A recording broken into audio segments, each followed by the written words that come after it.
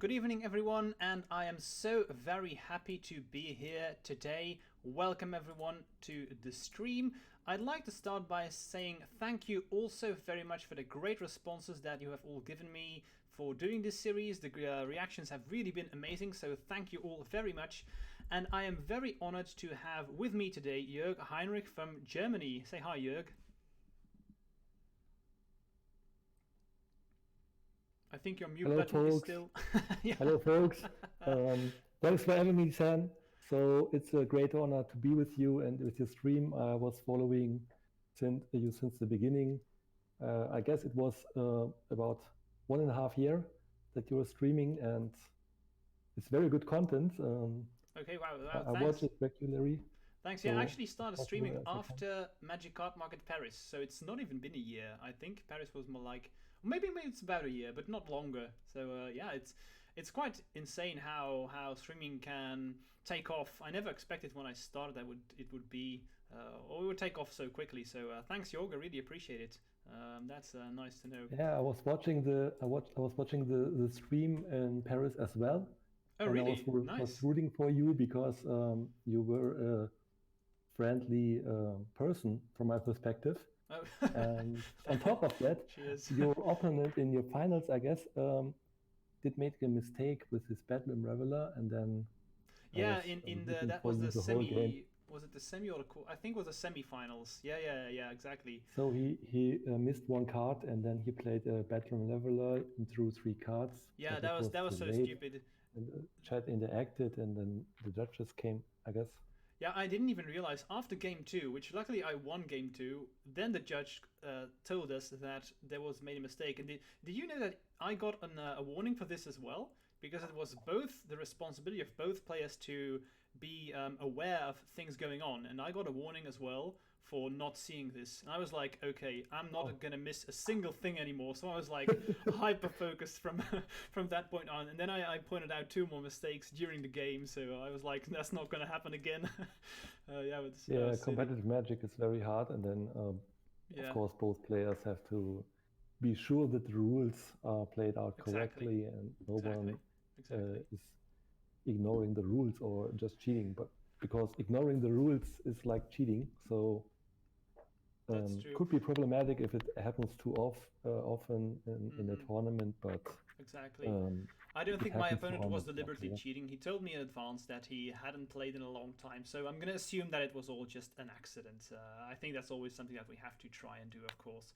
And in the end, I still won, so that's still fine. And that's the beginning of the story. Exactly. I have your deck list right here, and for people watching, they can click on the right side of the screen, and they will see. So I changed to Cardboard Live due to a tip of Julian. So thanks, Julian, for that tip. Change to Cardboard Live. You can hover over the cards over there, and as always I have the deck list from my opponent over here, and I can show you my deck list between games if people are interested, but you can just click on it, hover over the cards, and you will see them pop up over there. Let's see, I think maybe Jörg, it's probably the most interesting if we just play a game, and then afterwards we can discuss a bit more how we feel about the matchups, sideboards, etc. But I think it's always fun if we just start off with a game, if that's fine by you. Sure, let's go. All right, so I'm going to challenge you. Let's see. Let's see that I clicked the right deck, because I once had this in, and I selected a modern deck, but that's not what we're going to be doing today. So I would think be a bit unfair. would be unfair. Legacy cards and you are playing just modern cards. That's true. It wouldn't be quite fair. Right, but so it's a good training. It's a good training to improve in Magic. So if you are 10 plus, yeah, playing hard mode. More about playing on hard mode for sure. Okay, let's go. So okay, so we know each other and we know what you are playing against. Of course, in Legacy, I always want to start. Of course. So people watching at home, we do know each other's deck lists. We always do this. We send each other's lists before, so I know his list, he knows mine, just to have full information. Okay, I have a decent 7 card hand, so I keep. My hand is, if I didn't know what I was playing against, maybe I would keep this. And if I was on the play, I think I would keep as well, but I don't think that I can keep this one on the draw. But it's...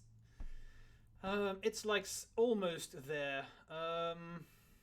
If I had like a brainstorm in here, I would keep it. I think I have to mulligan. My hand is... So I'm going to mulligan. My hand is triple land, Noble, Nexus, Agent, and Daze. It's a bit too much nothing, honestly. So I think I'm going to mulligan.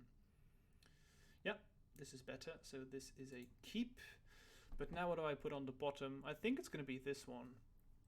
Since I'm on a mulligan to 6, it's a bit slow. Although these are probably not the greatest either. Maybe I should consider this, honestly. Maybe this. This is difficult. Mulliganing to 6, and I want to keep all of them. Yeah, I always have the problem. That's not allowed. The one card, sometimes I couldn't decide, and then I have to really think about it. But yeah, sometimes it's very clear, but more of the times you have to think about, and then probably regret it afterwards. But exactly. You just have to put a card back. So Johan says hi, and he wishes us both luck, but a little bit more luck for you. He's a big Death and Taxes enthusiast. So let's start off with the Ponder. Let's see what we find.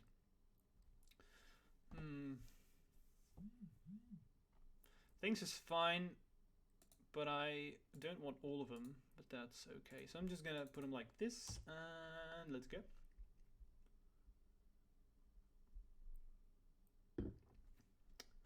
Wasteland. Okay. Just play a creature, and I probably think this is the only matchup where you can, or one of the last matchups where you can attack with the Mother of Runes in the early turns.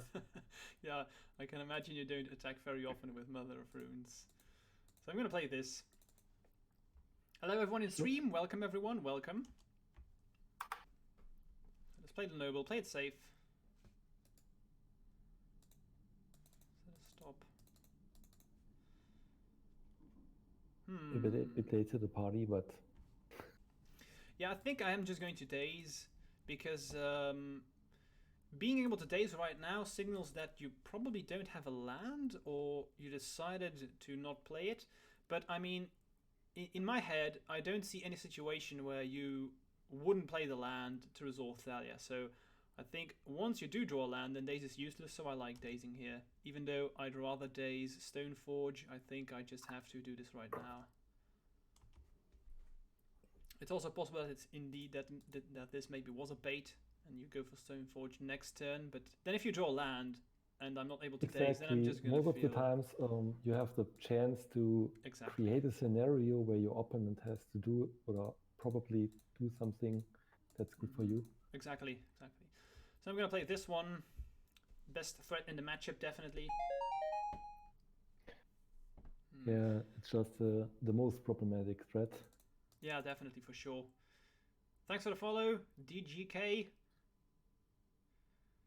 Also, people in chat watching, let me know if the sound is good. Do I have to increase the volume of me or of Jörg? Let me know, because I can do that in just one click. So that's no issue at all. So this was a card that I was thinking about putting on the bottom, but I kind of liked keeping it now because it looks like Jörg has a bit of mana issues, and this means if I have a good draw here, I could just win out of nowhere. Okay, that's a good draw. Let's see if we find the win. Yeah, we do. Okay, so this is something that I talk about often in before sideboard, and since Jörg does not have white mana, I can just fire off my pump spells for free right here, and I don't think in the main there's any way how I can lose here, because this is just lethal and no counter magic, so this is just a game, I think. Yeah, it is. GG. Alright. But I think you were a bit unlucky here with your mana, right? Yeah, I had Skycliffe Partition in my hand as well. Yeah, so I thought about, I have a removal heavy hand, but needed a bit of mana, so I just needed a land for that. Yeah, I thought so. Whenever Death and Taxes misses land drops, for the Infect player, it screams, okay, just go for it whenever you can. Because we talked about it a little bit before the stream, but the Infect player usually wants to win as quickly as possible, and the Death and Taxes player usually wants to go late, or have GT, that's also good enough. Yeah, I have the control role, and the Infect player is usually the aggro role. Exactly. So for people in the chat, if it's okay for you, let's just play some pre-board games again, so we don't sideboard. Oh, we don't sideboard. Okay, that's fine by me. If it's okay for you. Sure. So we could see the difference between the. That's a good idea. So we're first going to play some games with no sideboard, and then we're going to play a couple of them with sideboard. That's actually a good idea. Let's see, for everyone in chat, I'm going to answer some questions for you after this game, then, because I have a lot of questions for you, Jörg, about the Death and Taxes matchup, etc. So I'm going to address them after this game, so we can play some more right now. Let's see. Mangork says, you win a game in this series? Mangork, I won some games against Julian too. Mark just completely crushed me. I didn't win a single game against Mark. That was really disgusting. There was a game where I had turn 2 Sylvan Library and I still lost. That felt so bad. So my starting hand is very problematic, so I didn't have a color source, but could try to go for Etawal, but it's too risky, I would say. So with Death and Taxes, I only need some specific cards, and then you go down to 6 or 5 cards without any problems. So mulliganing with the deck is very easy, and you always have a chance to create card advantage again later. That makes sense. My hand is, if I had a land in here, I would keep this, but my hand is it's like double cantrip, force, daze, 2 pump spells, but no That's the best hands, because if you top deck a land, you're winning the game. Yeah, you that's have true. all the insane cards in your hand. That's very true. I'm not willing to risk it. So my 6 cards are totally fine. RBS, you are saying that it's really quiet for anyone else. Do you mean me or do you mean Jörg? Because I can up the volume with a couple of clicks, so let me know. That's done immediately. So this is a keep, but what do I put on the bottom?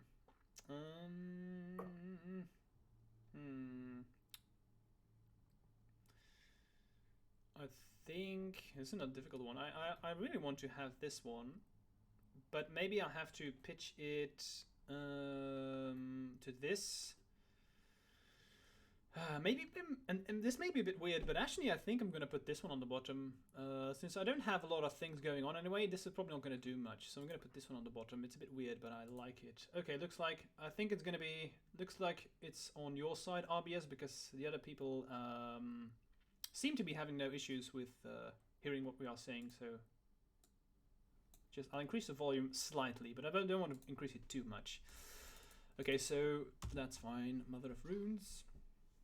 So that's a bit of protection against the Glistener Elf, but it's funny because I actually put Glistener Elf on the bottom because because I just said it's probably not going to do much in the matchup, and this is why. Especially on the play, it's very good, but or sometimes good, but on the draw, it's the worst card. Yeah, I completely agree. So unless I have Berserk in my hand, it's not very good.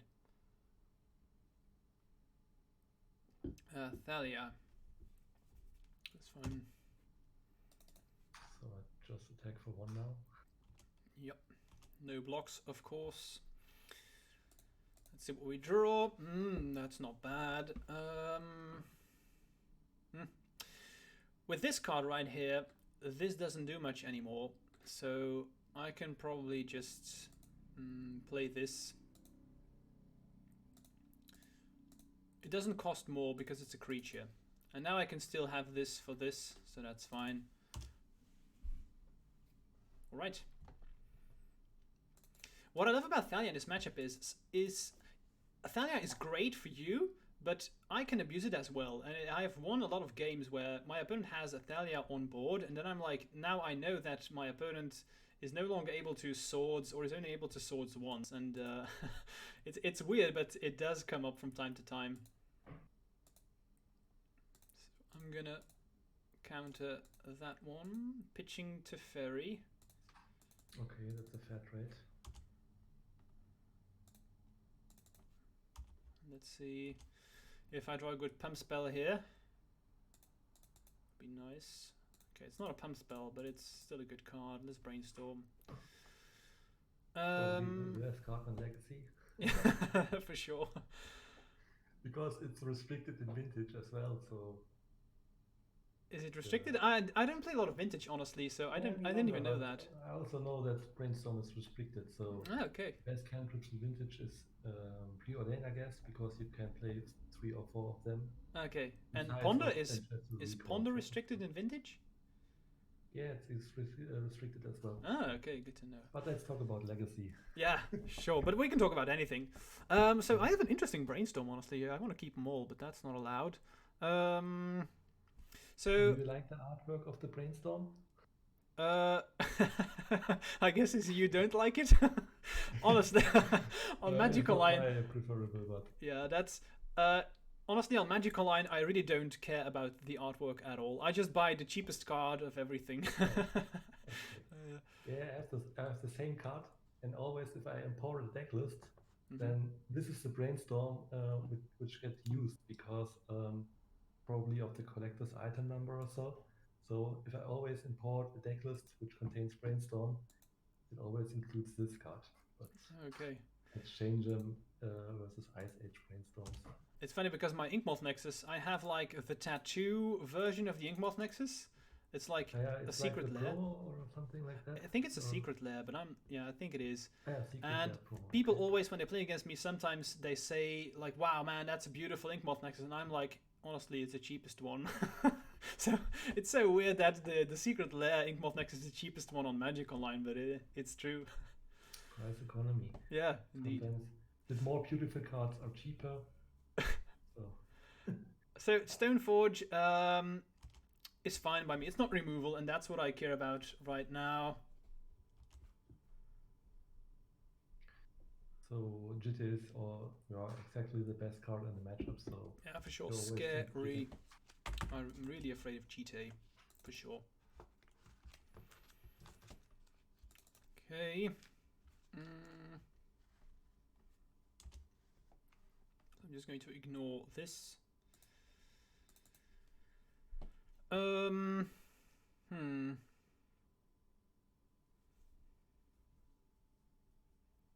Let's think.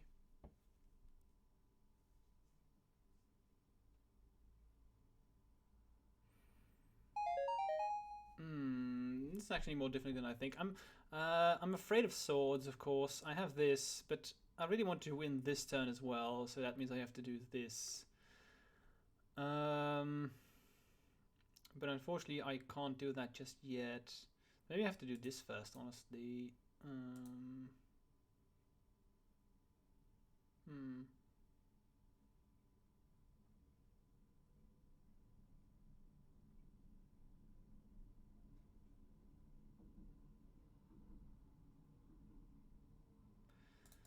Or what I could also do is...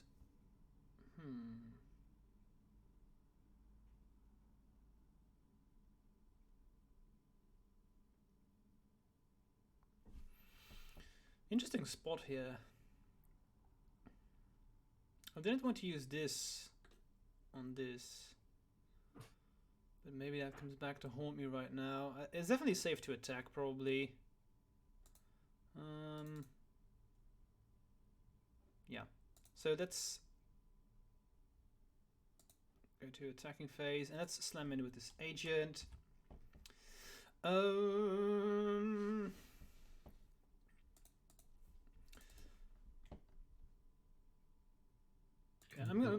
not gonna do anything. Let's see quickly. I think I have to turn up the volume from Jörg. Okay, let me quickly do that. There you go. So now, thank you. So now I play the Swords to Plowshares in your end step. Okay. So this is why I kept this. So I'm gonna force that one.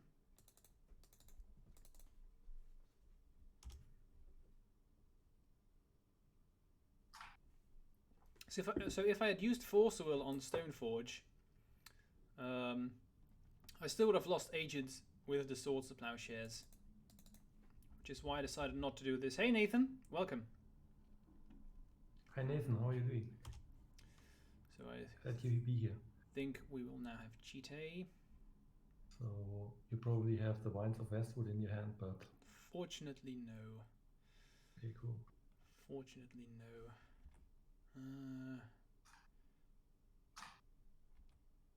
let's see. So slimy. Now I have a decision to make. I could do this right now, or I could wait. Okay,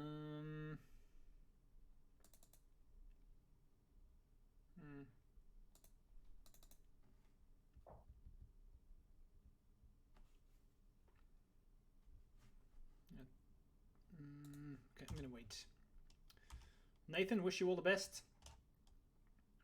Let's see. So counters on GTA now. Now I'm afraid.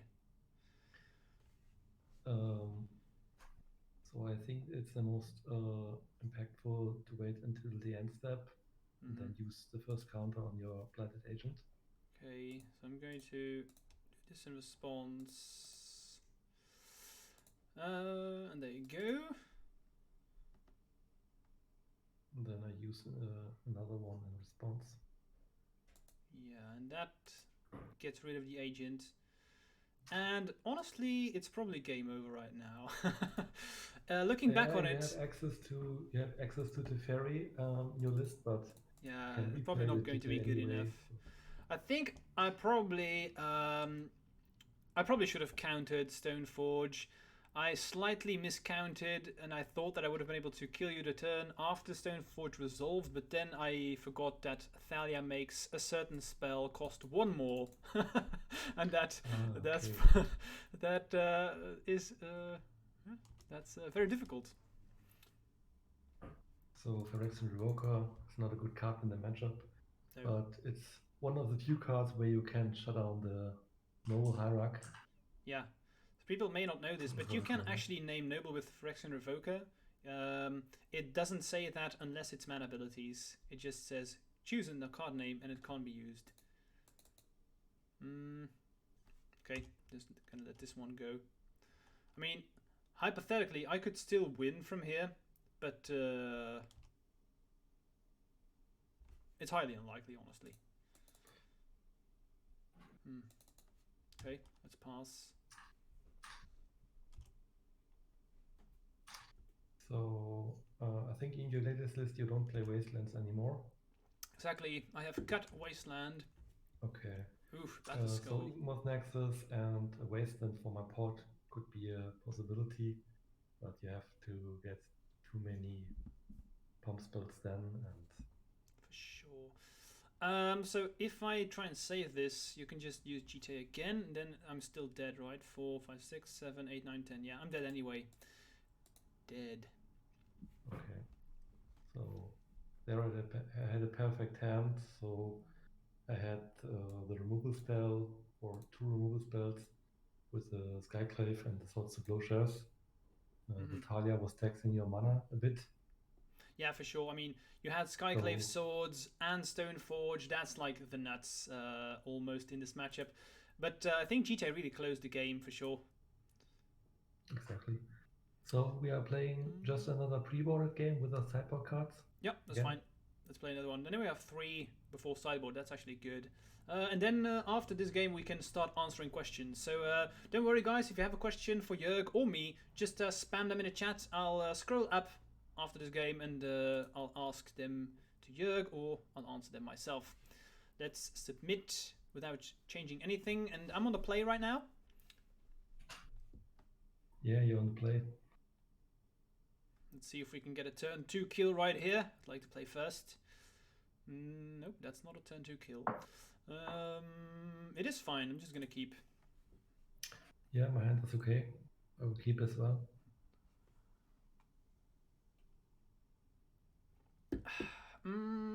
Okay. Hey, Simon. Glad to have you in the stream.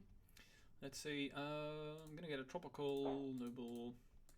What I usually do is I try to hide my Savannah for as long as I can. I don't want my opponents to know that I'm playing white, because I don't always play white. And it's a small piece of information that you can hide.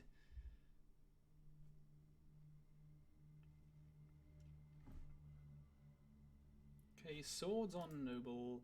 That's fine. That means 1 sword's gone. It slows me down, but I mean, as long as I can get rid of some removal spells, I'll take it, I guess. No turn 1 Vial is definitely good for me. 2 cards that I'm most afraid of are Vial and GTA for sure.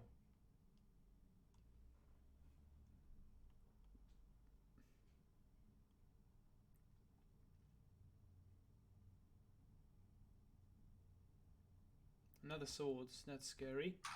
At least we didn't see a wasteland. What are the odds of you having another swords to plowshares? That's always... You always don't play around the third or the fourth copy. I don't know. If I can, I'd love to, but let's ponder first. Okay, that's good. That's not bad.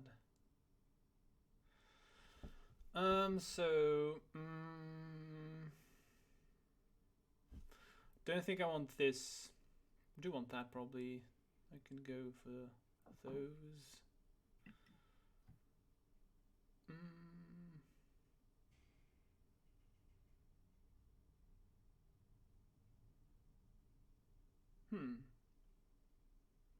So I'm definitely going to take this one, but I'm not sure what I'm going to put second with this ponder. Let's think that's... that's 2, 3...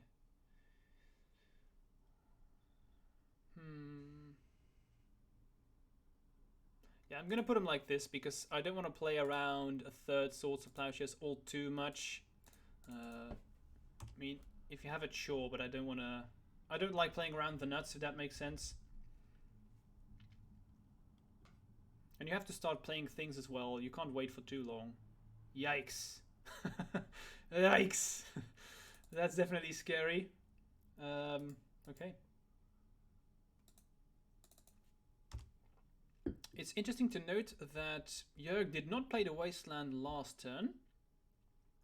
So, what does that tell me? Probably that you either drew it from the top, or you do have another sword. So if I had something for the second one, you could play another one. That's the information that I get from that play. I'm not sure if it's correct, but we'll see. So now I do fetch because I don't want 2 cards on top anymore. Let's see what we find. Okay. I thought I shuffled that card away. Alright, let's go. Pass through the turn.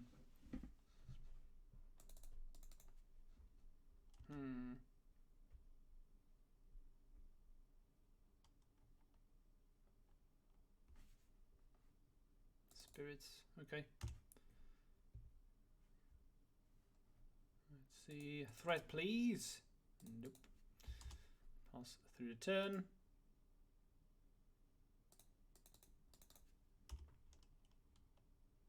Vile is scary. As soon as Vile is on 3. I just tried to say that a Pendulum is a strong card in the matchup because it enables your attackers to attack through my creatures and don't even need to use the pump spells sometimes. Yeah, exactly.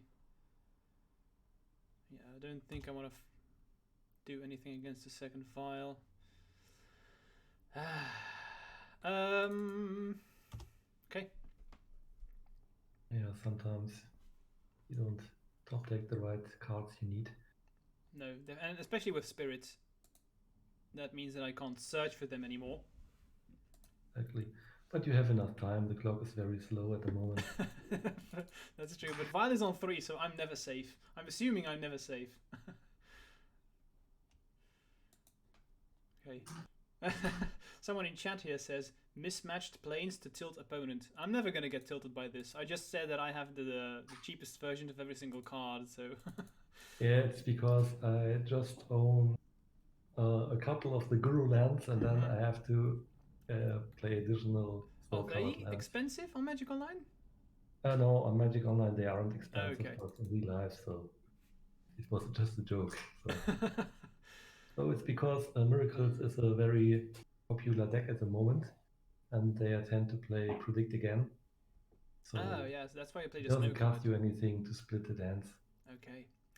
Okay, so this is a very weird play, but Spirit of the Labyrinth says you can't draw more than 1 card each turn. Now, these 2 cards are just dead.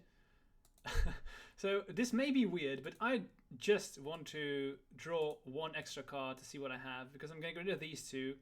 Sure. Wow. If you play cards like Terminus in your deck, it still works. So yeah, exactly. That's you can true. still put the cards on the top of your deck then. So, okay, this is funny. I'm just going to put the card back that I found and another one alongside it. And let's fetch, get rid of them. Because I think then I need a mind sensor. Yeah, exactly. I just need to find not that card. Right, let's pass. What do I want here? Nexus or Agent, I think.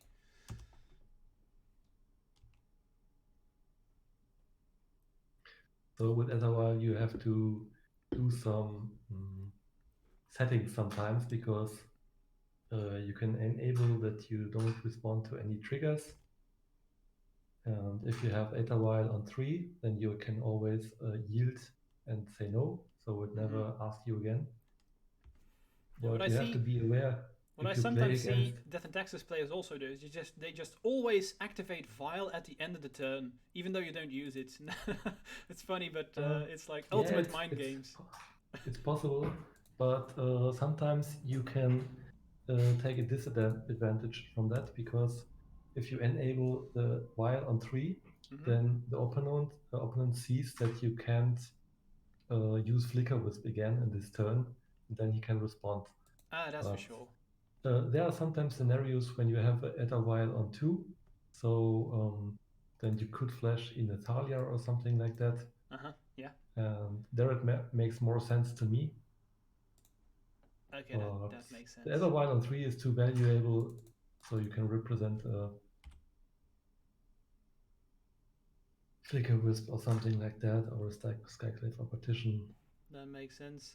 Okay, so this final 3 probably means Flicker Wisp, but I just can't wait anymore. I have to go for it because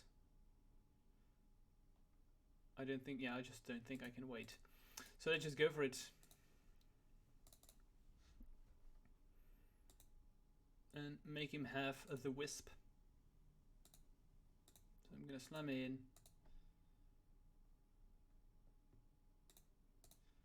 Play second pump spell for lethal, and yeah, let's see what happens. Maybe you get some life. Yeah, I'm gonna try and counter that one. Okay. Couldn't do anything, so GG. Really? Wow, okay. I didn't expect I have three more lands in my hand. Wow, okay. Didn't expect that to happen, to turn out this way. But there you go. Never surrender until it's over. Yeah, but it was a starting hand with 3 Swords to Plowshares, wow, Spirit of Labyrinth, Wasteland, and 2 lands. So but I mean, keep, I guess. I mean, triple Swords of Plowshares. You're never going to mulligan that away, right? That's just too good. That's just amazing right there. Exactly. Okay, so I think 3 very interesting games. Maybe we can discuss the matchup in a couple of seconds, but let's answer some questions from the chat first. Let's see. Okay, first question from Johan for you, Jörg. How do you feel Skyclave has changed the position for Death and Taxes? Yeah, Skyclave Competition is a very strong magic card, and I would say Death and Taxes previously was a tier 2 or even a tier 3 deck in the meanwhile. And with this card, you have a very flexible removal for every kind of permanent types. So sometimes you need to get rid of the Sylvan Library because it creates too much advantage, or most probably you can exile the Oko or a Dreadhorde Arcanus with it, and it ramped up the deck up to I would say a tier 1 deck again. So getting rid of an Oko with the Skyclave was just insane, right? Exactly. But the reason is because you don't always play 4 of them. There are some matchups where it doesn't work, and it costs 3 mana as well, so you have enough 3 drops in your deck anyway. But can't play too many of them. Exactly. Makes sense. You always like it, and you always can recruit off the guard for it anyway, so you're playing like 4 or 5 virtual copies of the card. So I don't see the need to play a playset unless there's a very creature heavy metagame. Makes sense. Let's see. Another question for you, Jörg. How do you feel about Spirit of the Labyrinth? Are you concerned by the number of X1s in the deck given the presence of Plague Engineer? Yeah, Black Engineer is definitely a card which shines against us, but it's a spirit, and you also play more humans than spirits, and sometimes it's even okay if the opponent puts the Black Engineer or the first Black Engineer on spirit, because this means that your Mother of Runes and your Recruiter of the Guard survive. And with Recruiter of the Guard, a big strength is that you can use Flicker Wisp to reset it again, and then you can create very cool scenarios if you have a Eta While on 3, and then your opponent attacks you, for example, you can block with your Recruiter of the Guard and then set it back with the Flicker Wisp, then get another creature, something like Flicker Wisp or another creature you need in this scenario. But Spirit of the Labyrinth is very powerful. It shines against all the blue decks, obviously, but it's also a really good hate bear against combo decks, especially like Doomsday. It hoses Doomsday, and another very difficult matchup for Death and Taxes is Elves. And Elves has two mainly strengths. It draws a bunch of cards. It draws the whole deck, or it creates a big board army with Creator with Behemoth. And if you can shut down the draw engine, the deck doesn't work that well, and then you have to only be sure that you don't die to the Crater Hoof. But it's a very flexible card, and it has very much uses in different matchups. And there are very few matchups where it's not good. I actually went through the deck, and I was just checking how good is Plague Engineer against you, because there are a lot of... I always assumed that human was just Death and Taxes, but now that I look at it, it's quite more diverse than I initially expected. I don't play Engineer, so I don't have to worry about this, but I see a Spirit in here, there's a Core Artificer, let's see, what else do we have? We have an Elemental. So, is Plague Engineer even that good against Death and Taxes, or is it like medium? What do you think? It's a good card against Death and Taxes, but if you be aware of it, then you can plan and play around it sometimes. So there are scenarios where, or let me explain that otherwise.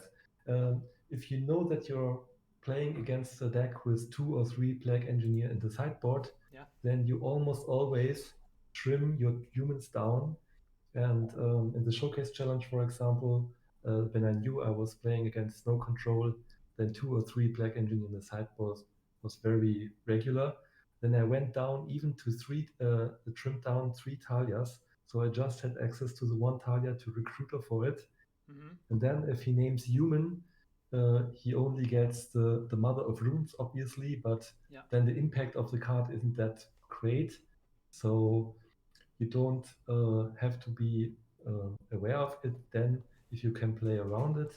And if you diversify your creature types, you have a good chance to play around it. And on the other hand, you are playing like a card in the sideboard, which is very good against Plague Engineer, which is the Sword of Feast and Famine, because it gets protection from black, obviously, and gets pumped, and then you can attack through it. So then it isn't always a 2-for-1. No, that is a big strength from Black Engineer, because if they kill your Mother of Runes first, and then they block your Spirit of the Labyrinth, for example, then they have a 2-for-1, and you can try to avoid that. You also have access to flying creatures, or a couple of them at least, and then you can fly over it. Okay, makes sense. Quickly pointed out there, Nathan, thanks for the follow, and Arosa Deoro, thanks for the subscription. You are one of the reasons that I continue to make and improve this content, so thank you for the support. Let's see what else I had here. So maybe we can talk a bit about the matchup of Infect versus Death and Taxes. Maybe we can start about talking historically. How do you feel about Death and Taxes versus Infect? Who do you feel is favored? Who do you think is favored in the current meta and has been favored in the past? Yeah, maybe you can start about Death and Taxes of you, and then maybe I can weigh in about how I feel about the Infect side. Okay. So I would start in it was the time frame of about 2017. 2017 was like the beginning when I started to play with Death and Taxes. And in our local meta game, there was a player, his name is Matthias. And Matthias played almost always the Infect deck. And you have to be very, very about their start. You have to be aware of their creatures, like if they get pumped with Invigorate, but you can have almost always some creatures, and you can put it in the front of the Glistener, for example, just block it, and if they have a Noble Hierarch, then it's a bit more problematic, but you have to be sure that you survive the early turns, and then try to set up the Misawa's Jit. But I would say it was a very bad matchup. You were unfavored with Death and Taxes for sure. It was. But it wasn't unwillable. I would say it was like 40 to 60% for the Infect side. But if both players know what they're doing, then I see the Infect player has an advantage. But if their start isn't that great or that aggressive, and they don't have the Invigorate Berserk combo in the early turns, then you still have the chances. So that was a point from like 2017 and 2018. But I think everything has changed with the print of the Skyclave Partition now. So it is very slow, but you have access to more removal spell with it. So you can sometimes use your Swords to Plowshares in the early turns. And most of the games previously went like, the Infect player played a Brainstorm then, and they found the second Blighted Agent, for example. And then you didn't have access to removal for it. But with Skyclave Partition, you have enough density in your deck to answer the creatures, and if you get it to 2 or 3, then you have the combat trick style. So you can wait sometimes until the end step to kill the Infect creature to avoid more pump spell or Winds of Westwood.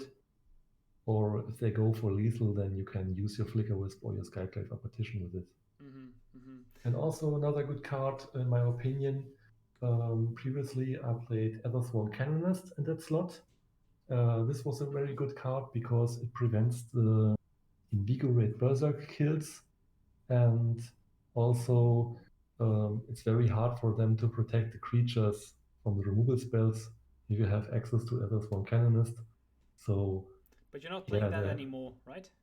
No, because it's a great weakness of Death and Taxes, because it's a turn 2 or turn 3 deck, I would say.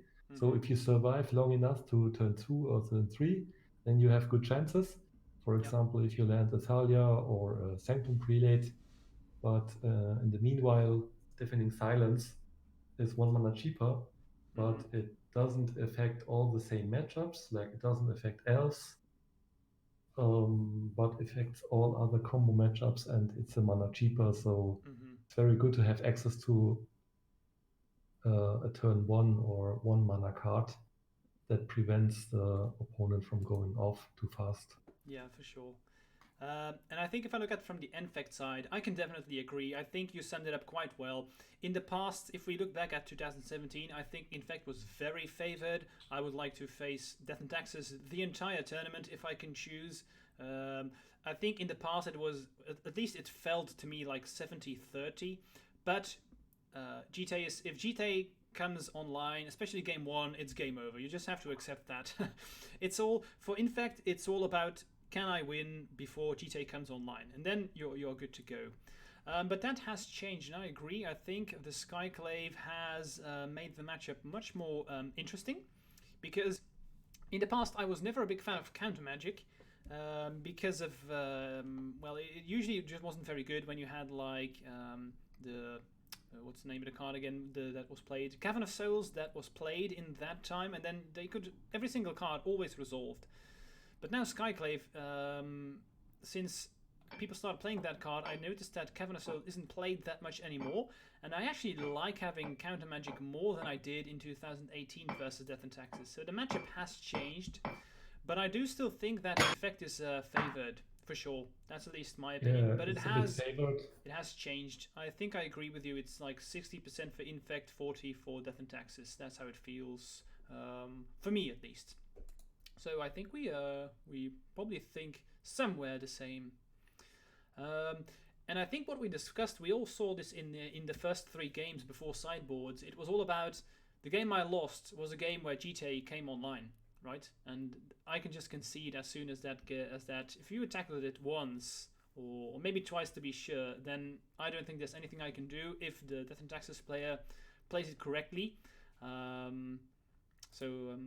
Yeah, I'm gonna try and prevent getting GTA Online. That's also my sideboarding is just bringing in some removal for the GTA. Let's see if I makes can sense. questions from the chat. Not right now. So I think we can maybe play some sideboard games. What do you think, Jörg? Yeah, I just would explain what I bring in. Sure. What I take out. Okay, go ahead. We're gonna watch at sideboards. I was watching your news list and I see that you are having access to the Ferry, but I'm not that sure if you really want the card in the matchup. But it would be a possibility to leave in the Phyrexian Revoker while you have access to the card. But I think the card is very weak in the matchup, so this is one of the first cards I want to trim or take out completely. Yeah, so out with the Revoker. Yeah. And Batterskull is also a very bad card because life gain isn't relevant at all, so it's just a clunky card and you don't want to draw it anyway. No, I agree. So these are 2 cards who gets out, and on the other hand, I don't think that Thalia is that great in the matchup because you have I think you have to discuss that in detail because sometimes people have asked me, "What do you think I should keep this card in against Infect?" And as I said, I said this game 1 or 2 very shortly. I'm honestly not sure. It's weird because Thalia is good against me, but I can also sometimes abuse it. So I don't even know myself how I feel about Thalia. Yeah. I will try to explain why, because Thalia, first, it's a legendary creature, and it almost always doesn't die, so you don't want to draw multiples of them. For sure. On the other hand, the Infect player has access to Noble Hierarch, and this gives him a mana boost. So, and the most important thing, because you don't want access to too many Thalia, is because you need to have your mana open to play your removal spells. So you bring in 2 Paths to Exile, for example, and if you play Thalia, then sometimes you don't have the chance to play your threats or play your equipments, for example, and leave mana open for the removal spell. It's almost never possible, and that's also a disadvantage of Thalia in the matchup. But you generally want to have access to, and the cool thing is with Recruiter of the Guard, if the game needs for it, then you can tutor for it, but you don't always want it, and you don't ever want to draw multiples of it because it just sits in your hand, and maybe you can sometimes use it as a blocker or something like that, and then play a while in the second one. But makes sense. Generally, I would say Thalia can shut down the ground, and as I knew that you already explained that Glistener S is not that high to value for you, there isn't anything to block anyway, so I think that's the reason why I prefer to trim 2 Thalias against Infect. So you still have access to it, but you don't cut it entirely. Exactly. So that's 4 cards right now. Anything else you would cut, or is this it? Because I think probably both of us are going to be trimming lightly because we want to keep our deck as tight as possible, I think. But I'm not sure if there's anything else you want to cut. So I bring in 2 Deafening Silence and 2 Paths to Exile. I don't see the need for anything else. Council Judgment is very clunky, and it doesn't come to that point that you can use the 3 mana as a sorcery speed removal. It's a bit slow. I don't think that Mindbreak Trap is the right thing to do. Sometimes you can avoid to get the Brainstorm, Invigorate, and Berserk things, but I don't play around this 3-card combo anyway. So, and if you have mana open for removal spell, it's even better. So I don't think that Mindbreak Trap is a card you want in the matchup. No, I agree. So the only card I'm not that sure at the moment is the Phyrexian Revoker, but then I have to know what do you think about the Teferi in the matchup first? Good question. It's also a bit double for me because Teferi is okay, but it's not the best card in the matchup. And now that I'm playing 2, maybe I would leave in 1, but it's probably one of the first cards I look towards to cut. But what I really hate in the matchup is, in general, counter magic. If I'm on the play, definitely out with all of the forces. If I'm on the draw, definitely out with all of the daisies. Because if you have Ether Vial turn 1, all my counter magic is just useless. So I, for sure, trim counter magic. And then it depends how many cards I want to bring in. If I cut Teferis or just more counter magic, that's usually it. But in my builds, I do play swords, so I probably just bring in all of my artifact removal, which is Return to Nature, Force of Vigors, and then triple Swords of Plowshares. So I would probably trim either 4 Force or 4 Days, and then probably either double Spell Pierce or maybe 1 Spell Pierce, 1 Teferi. So I guess with my build, at least 1 Teferi stays. That's for sure. Yeah, but it mostly depends on the sideboard cards and the options you have, I guess. So Sure. I don't think that any other sideboard cards is that helpful in the matchup. So you have to leave the least bad card in, if you want to say it like that. But I don't think that Fairy is really bad card, but it's something like unnecessary in the most of the times. Yeah. But sometimes it can have a great use to, for example, bounce the Ether Vial, or even to shut down the instant speed interruption ability. It's That's easy the best mode. Thing for the card. Easy mode turned on. That's the Fairy. Assuming you don't have to be aware of anything, you know, the opponent can respond. Exactly. Okay, maybe we should start a couple of games and see where we end up. We will always have to play one main deck, of course, because I don't think we can start a game with sideboards, right? But there's a possibility. So what I used to do is I copy my deck list and to create another variant for it. Oh, of course. And then I switch all the cards I don't want in the matchup to the sideboard and switch all the cards.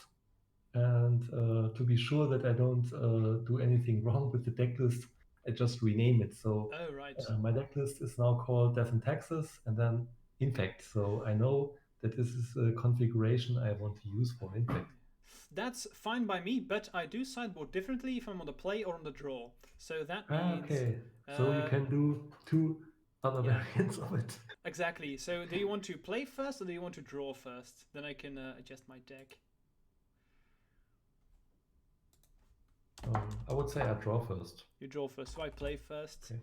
Then quickly, let me add it. So on the play, that means I want daisies. And then I'm going to bring in my swords. I bring in Return to Nature and Force of Vigors.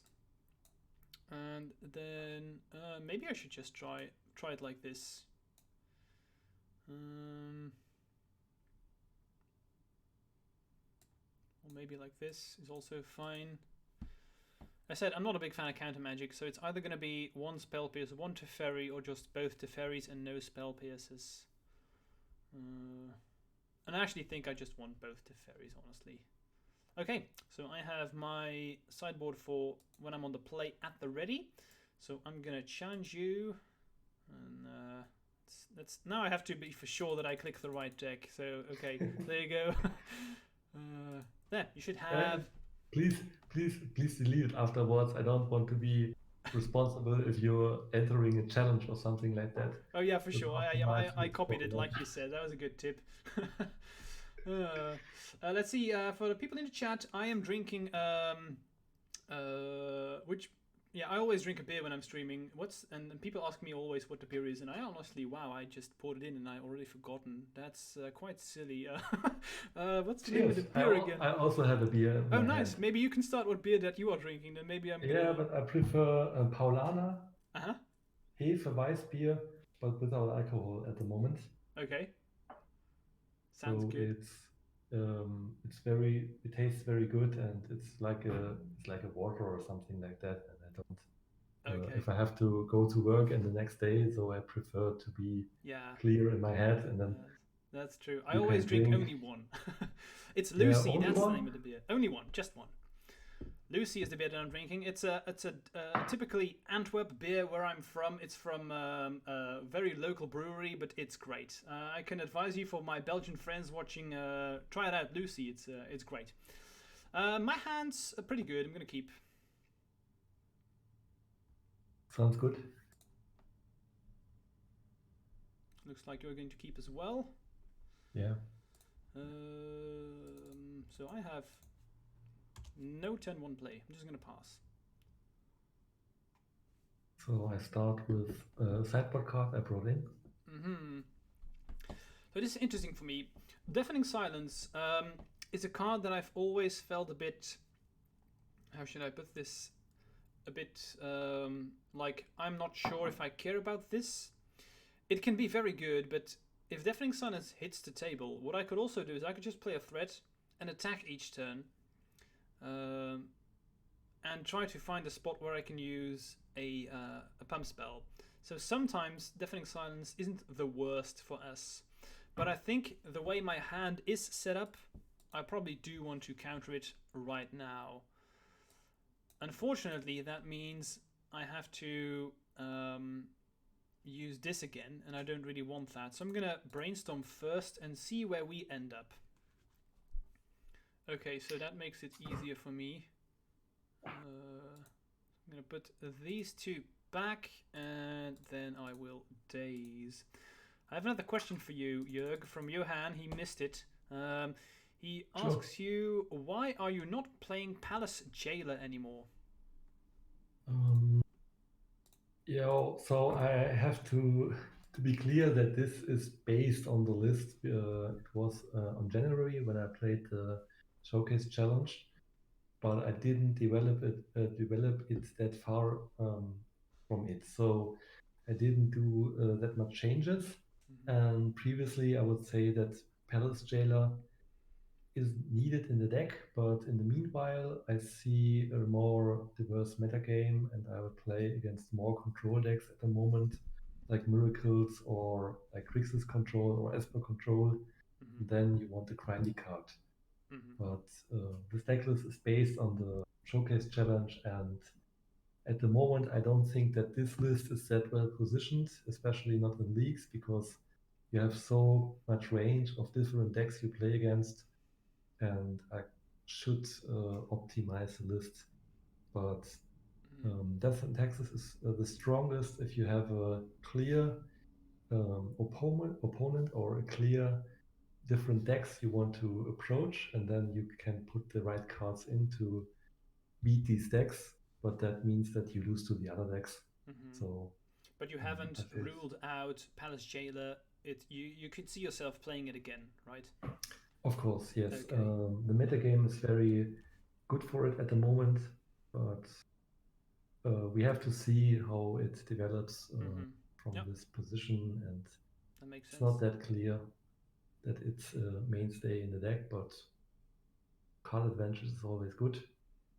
But then you have to shut down Spirit of the Labyrinth probably. So would go down to one Spirit of the Labyrinth probably, and then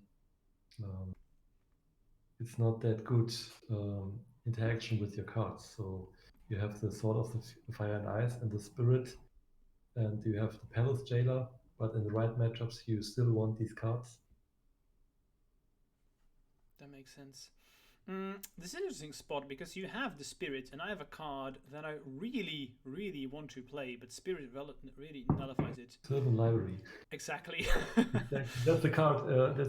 Was a very played card in the previous metagame with all the ruck decks, and the core of the card was almost always Sylvan Library. Exactly. So I'm going to play it. I'm going to pass.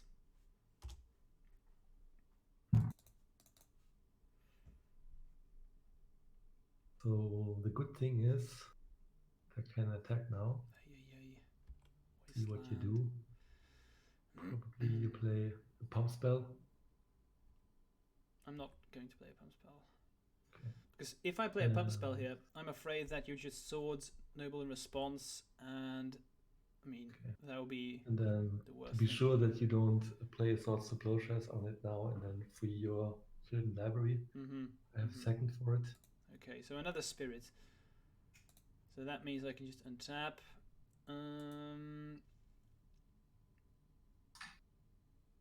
Let's play a land.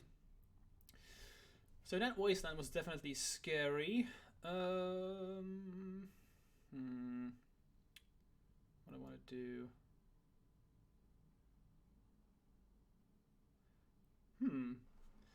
Interesting spot. I definitely want to cash in this here, and I can do this if I have this and this, but I think I also need this turn. That was a lot of thises in that sentence. I'm going to start with playing a threat.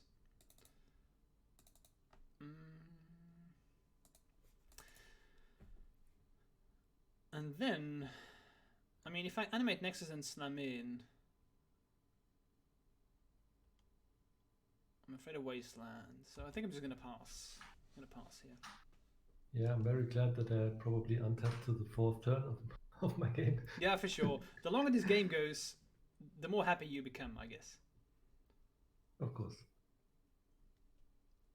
So here we have a scenario. So now you have a good blocker to put into the way of the Spirit.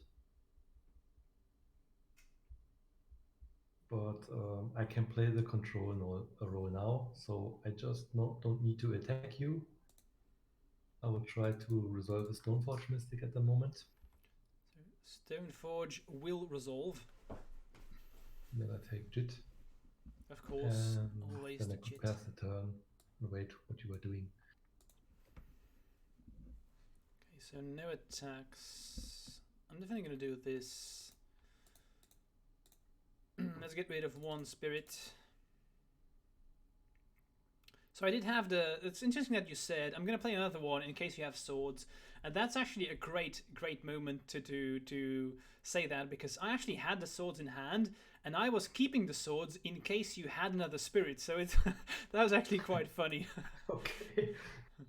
Okay. Yeah, you can probably draw multiple of it, but yeah, it was very risky, because if you untap with the Sylvan Library, I could play the Stoneforge Mystic in the previous turn as well, but if you can untap with the Sylvan Library, you find way more cards, and then you get too much advantage. And then it's hard to get the advantage from the Stoneforge Mystic as well. Definitely. So playing the Spirit is the right play this time. For sure.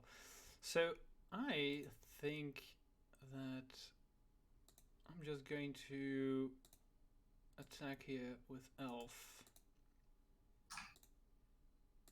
Okay, so usually I want to bait out the pump spells of your hand, but in this case I don't have any reasonable blocks, so I just take it. So you just take the damage from the Elf, and I'm just gonna say okay. Play Nexus after combat, because I didn't want you to know that I had that one. Exactly. The more cards you have in your hand, so then I can vary my place, and then I have to be not that worry about some card combinations. So now you have the plains or the white monophos. Definitely true. So I'm going to play Teferi. And now what I can do is I can actually bounce Spirit, and that means I do draw with Teferi. But let's see first what Jörg does. So Teferi resolves without a response. That means I'm on easy mode right now. So if I bounce Spirit, that means that I do draw. And that also means that Jörg only has one threat left. So if he wants to go for GTA, he has to equip. He has to cast for 2 and then equip it under Stoneforge, which is a bit risky because then if I have like a daze, that could totally blow him out. So I think it's best for me to actually just not bounce Spirit. Or I could also +1, and that means that. Wait, maybe not. Maybe if I bounce Spirit, that's maybe even better because that. Yes, actually, while I was saying this, I'm going to correct myself. I'm going to bounce the Spirit because this means that either you go for GTA, and that means that I draw from Silver Library, or you go for the Spirit again, and that means that you didn't get GTA into play, which is also good for me. So I think that's the best play for me personally. And this for Mesha in chat, why did I move now? You don't want to keep it for GTA. This is exactly why I didn't move now, because I knew that I had to ferry. This is why I used the swords where I did. So I'm interested to see how you will proceed from here. Are you going to go for nullifying me cards, or do you just want to have GTA online? Yeah, it's very. I have different choices at the moment, but exactly. I think the Teferi has a good role in this game now, because I couldn't respond with some instants I could have in my hand. But on the other hand, I could try to create a board state with my Immisar's Jit when I have counters with it, and then I could ping your creatures. But as you have 2 cards in your hand, it could probably be a instant, something like Force of Vigor or a removal spell for the Jit. So at this stage, probably would prefer to play it more safe and try to set up the Jit in the next turn. Okay, so that makes sense. At first, I would try to attack your Teferi and see. I don't think that you will use a bomb spell, but I could see that you play, Hierarch and jump block, protect the Teferi. So this is why I made this play. This is so very interesting spot in the game, because you can see us bouncing back and forth. I do this because I want to make him make a decision. That was what I did last turn, and now you're attacking Teferi. I really want this Teferi to survive, so I'm actually just going to block here with this noble. It just shows you how much I value this Teferi right now. I want to play on easy mode. That's basically it. It makes it so much easier for me. Here's why I'm going to play it like this. Brown Jenkin and Arna MTG, thanks for the follows. Cheers, appreciate it. And now let's see what Jörg does.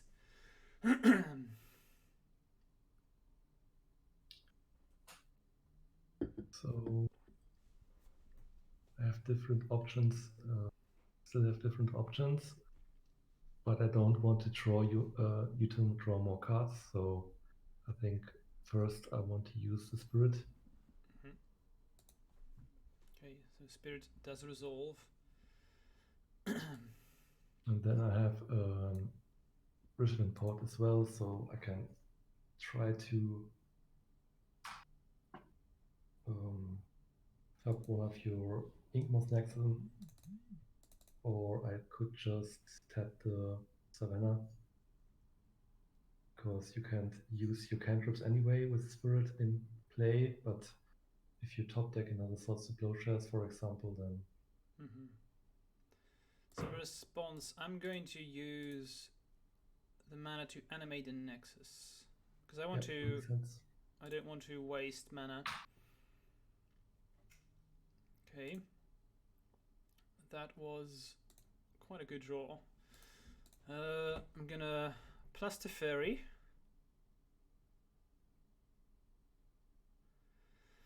Now what I'm going to do is I'm going to animate the other Nexus as well.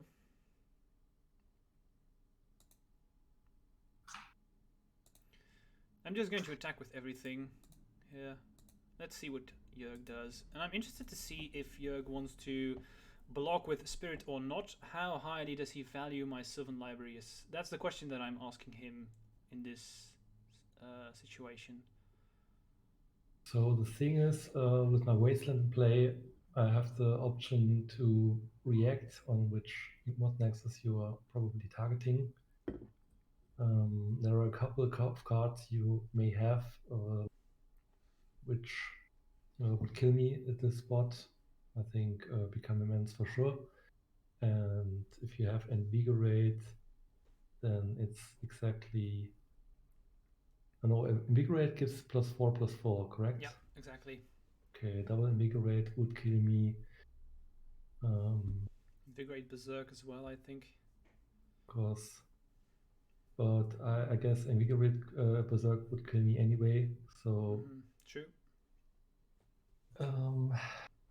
I think I wouldn't play around the singleton of Become Immense anyway, because you just used one cantrip in this whole game, and the chances to find it is very low.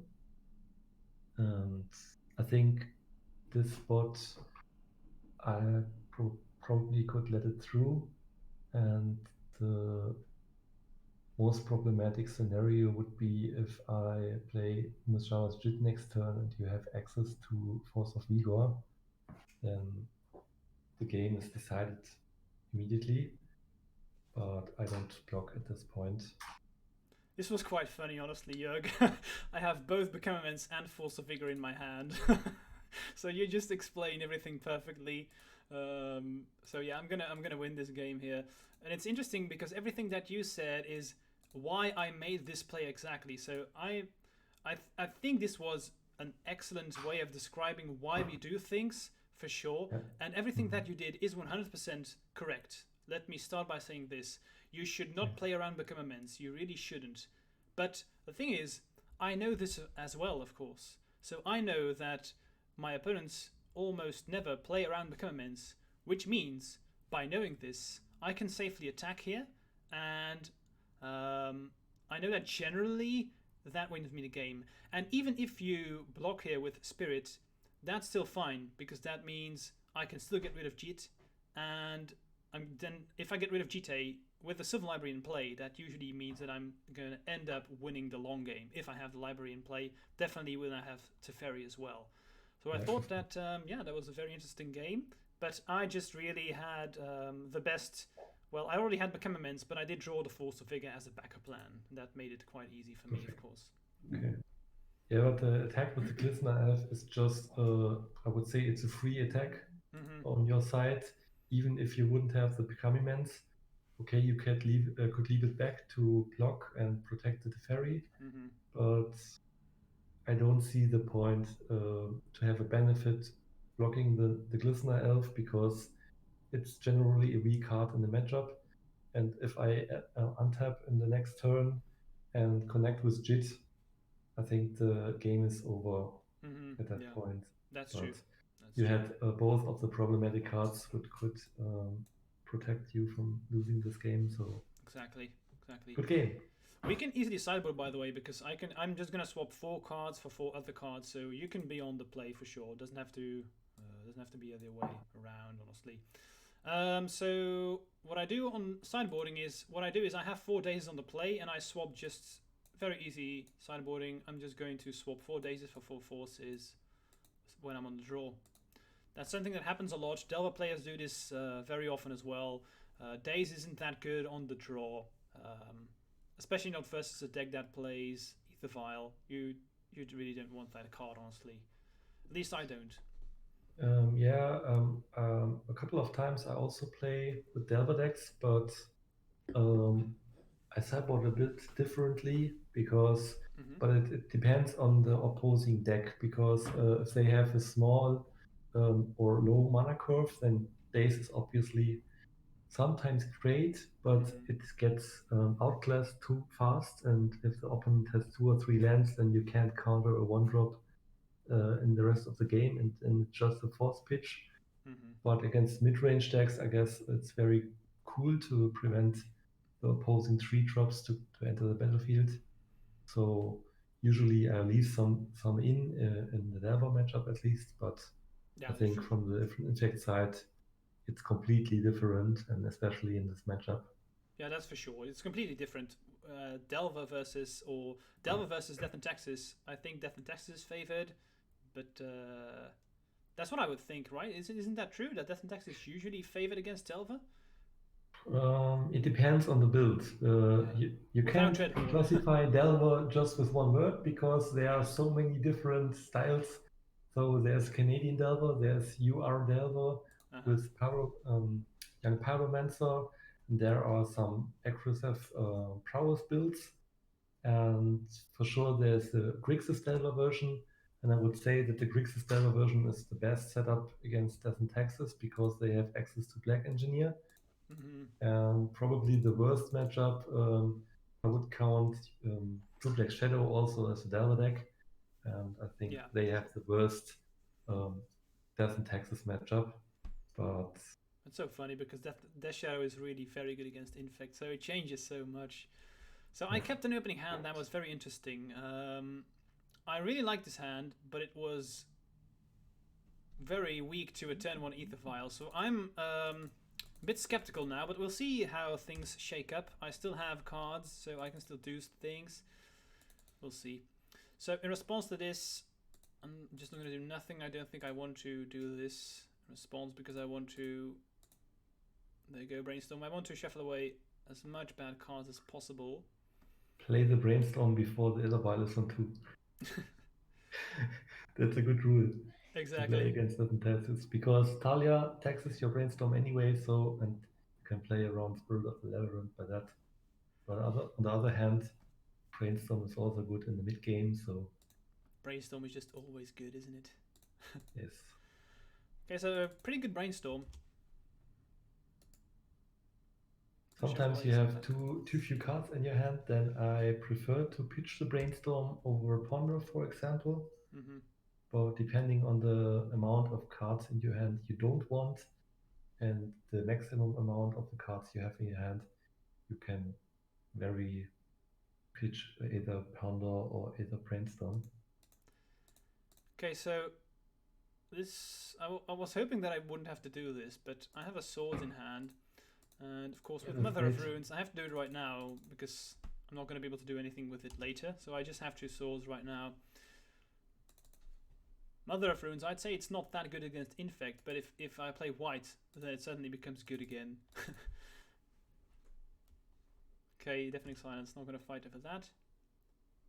So now I make myself a bit viable to maybe Force of Vigor, but I don't think that you really prefer those. Okay, so I don't have Force of Vigor, but I do have Return to Nature. I'm just going to fight it off on Vial, honestly. Good. Because that's the card that I'm most afraid of, because if I'm playing it like this, Jörg will still have to use mana every single turn, and that means that if he has to use mana, he's going to tap out at a certain point or have 1 card up, and that means that I can maybe play my pump spells again. Anyway, I think it's better to target File opposed to Deafening Silence. Yikes. Wasteland. Full disruption. Yeah. But no threat no threat yet. So at this point, I don't see a big difference by tapping either of your lands, and to prevent that you could use the Inkmoth Nexus now, then I can tap it. Yeah. If I have Vines, I wouldn't use it here because Deafening Silence. Okay. I mean, I might as well just play it, you know. Let's see if Jörg has swords.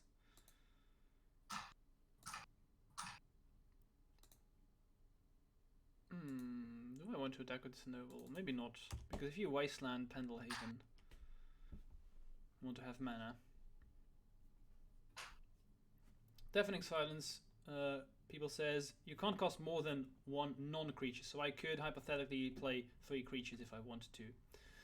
Okay, so swords. I don't have protection, but what I'm going to do is I'm just going to use this Pendelhaven to gain 1 more life, just because I can. Probably I should leave the Resident Port open and then tap your Pendelhaven instead.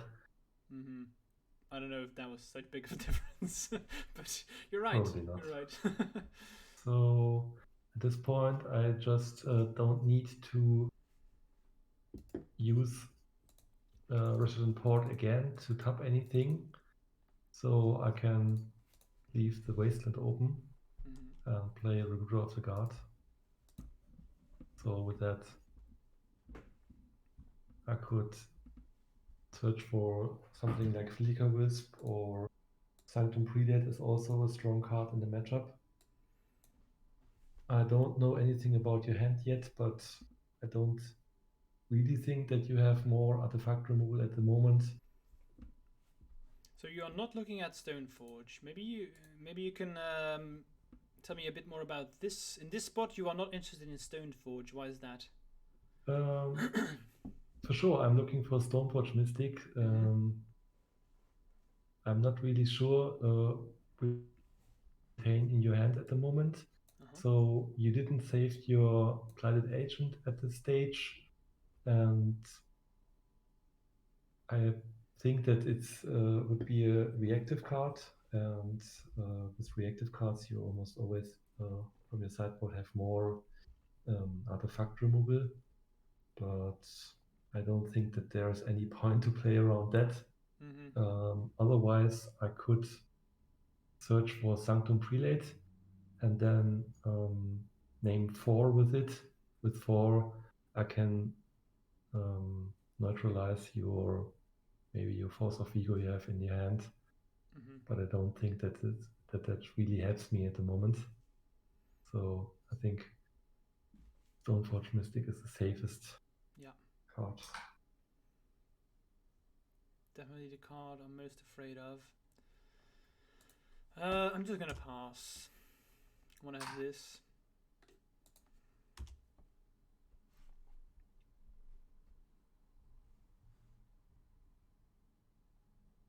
Okay, so this is what I was hoping for. I actually am able to hard cast this Force of Will. Okay, nice. That doesn't happen all that often.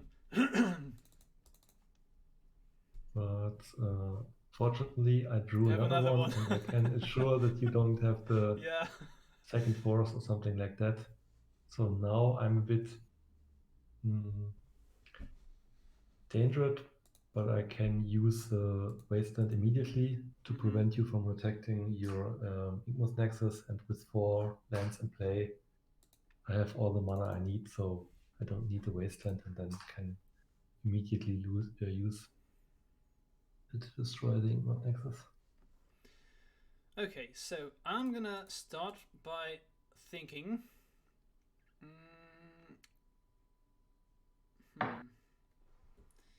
Keep in mind that Deafening Silence, I can still play a creature if I have one, because Deafening Silence says non-creature, so I don't have to worry about that. I don't think I want these. It's going to be a shuffle.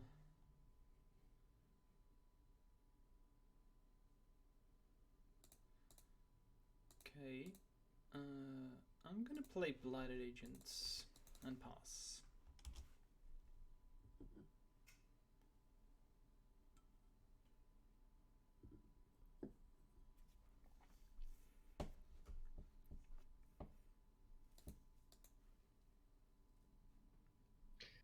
So my safest play at the moment is to play Removal Spell on your Blighted Agent. I don't need to play around, I don't need to play into a bad scenario for me, because if I use the Stoneforge Mystic and equip the Recruiter, then you can block with the Blighted Agent, pump your agent, and if you then have a Force of Vigor, then I also lose the creature. So at this stage I just attack, and then I could use the Stoneforge Mystic to push it in. Okay, so that was very smart, very patient. And what I'm just gonna do, and this may be a bit weird, but I'm just gonna use this Berserk, because with Deafening Silence on the board, I mean, Berserk is useless. You'll always need to be able to cast 2 instants to make Berserk good, and Deafening Silence says Berserk is a useless card, basically. Okay. So I'm just going to use it, because that's one threat less. If I had a Flicker Wisp in my hand, then it would be a cool interaction, but I don't have access to it. Luckily for me. So being able to get rid of the second threat is that was quite good. But of course, people are going to play around like a random Berserk. These games have been very interesting, honestly, Jörg. I'm enjoying these games. They have been tense. Yeah, that's always nice if the games aren't over within 5 minutes or so, and we have different decisions. I agree. And now at this point, I can also use my Resident Port to tap one of your lands. This prevents that you can't hardcast Force of Vigor if you have it in your hands. Then, that was a really good draw. And then I could play Jit. Maybe I run into a Force. Fortunately, it resolves. And then at least you have to exile another card from your hand. You want to use Force of Vigor. And then we have a 2 for 2. So I'm just going to, even though I don't want to, I'm just going to use Invigorate. I'm going to hardcast because prevent Jörg from getting life. It's small details, but I mean, if I can, why just not do it? So yeah, you wouldn't have any use of your mana anyway, so you couldn't brainstorm as well. So exactly. So why not just do it? And the life total could matter in the end because each turn you get, you can use it for a setup. Exactly. And you never know, if I'm able to get rid of Deafening Silence, if I have like 5 pump spells in my hand at a certain point, I could kill you with regular damage. It's unlikely, honestly, but you never know. So please let me ask, nobody plays Teferi's Response in 2021, correct? Actually, it's funny that you mentioned this because I've been looking at it again. I'm thinking about maybe playing it against a funky one of Teferi's Response, but I haven't played it in a very long time. That's true. Another Stoneforge, yikes. I wonder what it's gonna get. Probably a sword. You probably boarded out Batterskull. Yeah, that's correct. So sword, fire, and ice. Now I want to use Magic. Yep. Then I can, for now, I can use Mana Denial to top your only blue source. And I think the only way I can come back here is if I find Force of Vigor. Then I can.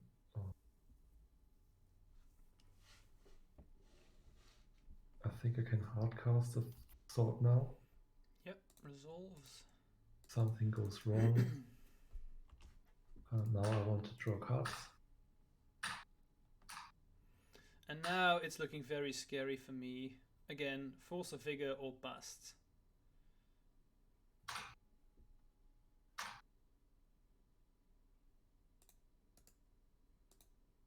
Okay, pass.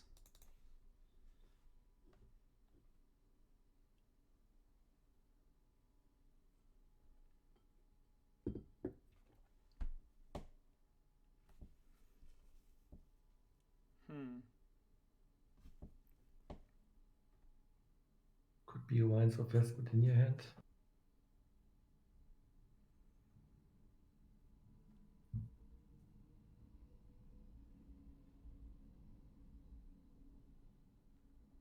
Okay, I'm just gonna pass.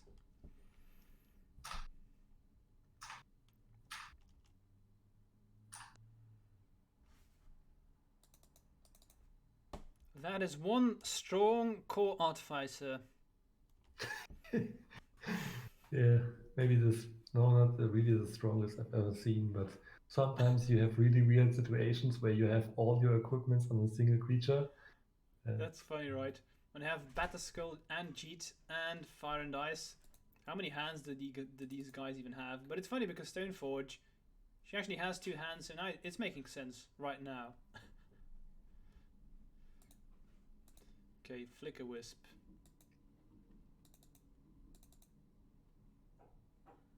Probably going to bounce a land, deport, I guess, yeah. So even if I draw Force of Vigor, probably still not going to be good enough, because I now have 3 things that I want to get rid of and port. So yeah, depending on what I draw, let's see if I can concede or not. Nope, I didn't draw Force of Vigor, so I'm gonna concede. My hand was Scale Up, Invigorate, Invigorate, Fetch, and Force Will. I actually had the Force Will when you played the chit, but I didn't have a blue card to go alongside it, unfortunately. Okay, funny. But yeah, sometimes it's problematic to play around cards. So I have to focus on how are the chances that they have the combination of cards. Yep. And if my situation allows that, then I can wait. That I think that is what we saw in this game. So the board was under control from the beginning, and then okay, you drew the wrong card from the top of your deck, but then the equipments made the difference in the late game. So yeah, for sure, it was impossible to get back. And I quickly want to take a look at my sideboard for people watching, because I'm still playing Force of Wills after if I'm on the draw, but I do trim down on blue cards, so I actually only have 16 cards left after sideboard for my Force of Will. So it does happen that sometimes you are stuck with a Force of Will in your opening, or not in your opening hand, but during the game. But in all honesty, I only ever won Force of Will in my opening hand, and then I never want to see it ever again in this matchup. So I am willing to go down on my blue count, even though that means that sometimes it will be a dead card. But I just wanted to stop Vial. That's why it's still here. Or like Stoneforge. I wouldn't complain about stopping Stoneforge, but I just want one in my opening hand, and you usually wanted to stop one essential spell in this matchup. Yeah, makes sense. So Sam, would it be okay? I just want to use the restroom. Oh, that's fine. I'll wait. Just a minute. I'll wait. Then I have time to talk to my chat for a second. Let me know when you're back. Okay, so everyone in chat, again, thank you all for being here. I said it before, but while I'm streaming with my guests, I have less time to interact with you guys on stream. I usually know that I talk a lot with you guys. I hope that you still find this interesting. Keep in mind, guys, if you have any questions, do spam them in the chat. I do keep track of the chat from time to time, and I ask the questions to Jörg, or I will answer questions for you. I would like to thank each and every one of you for being here. If you haven't done so and you are enjoying this content, do smash follow, and you will get notified whenever I go online. And if you want to help me out even more to ensure that I can continue to make and improve this content, smash subscribe, because it really does help me out. And let me know what you think about the series. Let's see. Sorry for being late. Good evening. Was that Great Sable Stag? Scourge Your Soul. Of course. Great Sable Stag. It's back. Grixis Control seems to be one of the best meta calls again. And I faced it in Legacy Challenge twice. And if Grixis Control is back, then so is the Stag. So yes. Let me quickly show you my deck list right now, because I haven't talked about it just all that often. Let me put it over here. There you go. Boom. So yes, I am playing Great Sable Stag again. I played the Legacy Challenge this Sunday, and it went quite well, honestly, but I lost against Grixis Control without being able to do much. But I did have Great Sable Stag in one game, but then he had like the nuts of having Fatal Push on my Noble, and then being able to Liliana's something, sacrifice a creature, so I lost the Stag and the Noble. But if I didn't have the sacrifice thing, he would have been crushed. So I am playing 2 Great Sable Stags to just deal with Grixis Control, because my matchups against every single deck have been excellent, but Grixis Control is just so disgusting. And I think that maybe Grixis Control will become one of the best control decks, if not the best deck in the format. So yeah, that's scary. And then I'm playing... I mean, you know, you guys, if you've watched me for a long time, you know I love this card. And everyone... Well, a lot of people ask me about this because they think it's terrible. But if you know in which matchups you want to play the Stag, it's quite good. Will Great Sable Stag get an old frame? I mean, if they're going to give this one an old frame, I'm definitely buying every single box I can find. Find someone who loves... Exactly, Mancook. That's what you want to do. That's what you want to do. Okay. So, by the way, I'm back. Oh, hey, Jörg. Then let's start So playing. we were talking about Great Sable Stack. That was the last thing I heard. Exactly. It's one of my pet cards, and yeah, if I am able to play the card, I play it because I love it. But it's very narrow. But when it's good, it's like amazing. Do you know the card? Of course. Okay. It was. I think it was in M10 or in M11, I guess. And 10, yeah. it was in 10, and this was the time where I think that was where I started to play competitively again. And at this time, I guess there were fairies in the format. Okay. And this was Lorwynlock, or the time when Bitter Blossom and Thoughtseize came out. And there was a tribal deck which contained so many fairy cards, and that was a very good sideboard card first, and then later it was played in every green deck to beat the fairies deck. It's hilarious how good it is. Versus... Couldn't be countered, protection from blue and from black, so nothing could happen. The only thing they had was access to Mutterwald, because Mutterwald was played in this deck at least 3 times, or at least, or maybe the playset. And then they could set up some blocks with it, but you could see that coming, and then you can play a pump spell or a removal spell. So I started playing Great Sable Stag when there was a certain time when suddenly Death Shadow was, for a brief moment in time, that was like the best deck in the format, and Death Shadow is like such a disgustingly difficult matchup for Infect. And that was also when Grixis Control was still legal, and both those decks were just so difficult for me to deal with that I did some digging. I was like, okay, I have to find a card that's good against these, and I tried a lot of stuff, but then I happened to bounce on Great Sable Stag. Actually, someone else told me that maybe you consider this card. It was a Japanese player. I don't remember the name, unfortunately. And I saw the card, looked at it for 2 seconds, and I was in love, because the card says, this card costs 1 green, you win the game versus Death Shadow, or you will win the game against Grixis Control unless they have Liliana's Triumph. That's what the card says.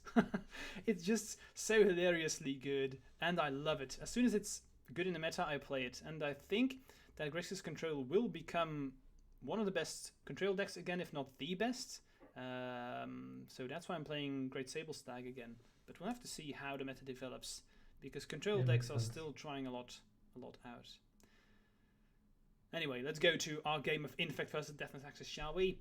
Sounds fun. I'm going to keep... So you kept this 7-card hand. My starting hand doesn't look that great. So, as I already explained, Deathless Axis is a good deck to mulligan with. So you can go down to 5 cards without any problems and find the right cards for the matchup. I would say that's the most important thing with Deathless Axis. Yeah, for sure. And this isn't the case with my starting 7, but my second 7 looks okay, I would say. So I will keep it. And it does depend on the matchup, I guess, right? You can't mulligan too low against Infect, I think. Is that correct, or what do you think? So I don't have that much experience against Infect to speak from a very huge amount of matches I played against, but I would say you can for sure go down to 5 cards to find the right cards. So if you have a starting hand with 2 removal spells and a Stoneforge Mystic, for example, I will always keep, and I will also try to search for that. This is so funny that you mentioned this.